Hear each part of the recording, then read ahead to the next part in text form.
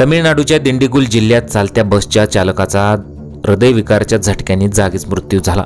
परंतु कंडक्टरच्या उपस्थितीच्या बुद्धिमत्तेमुळे आणि हुशारीमुळे 35 प्रवाशांचे प्राण वाचले आहेत।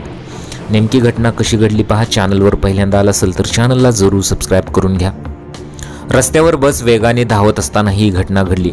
ड्रायव्हरला अचानक हृदयविकाराचा झटका आला आणि तो सीटवर बेशुद्ध पडला।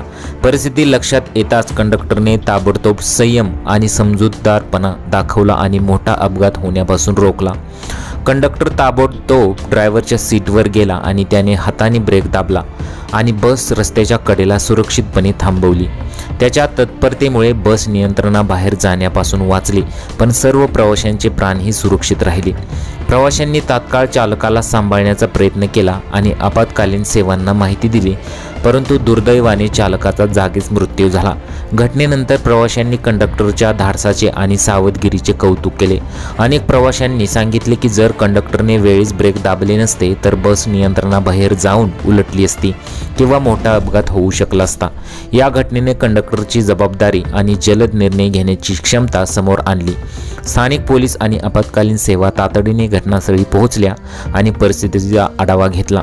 चालकाचा मृतदेह पोस्टमॉर्टमसाठी पाठवण्यात आला आणि प्राथमिक तपासणीत त्याचा मृत्यू हृदयविकाराच्या झटक्याने झाल्याचे स्पष्ट झाले।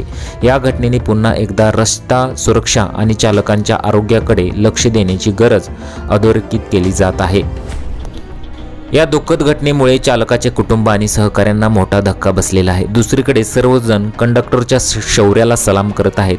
लोक म्हणतात की त्याच्या सतर्कतेमुळे एक मोठी दुर्घटना टळली।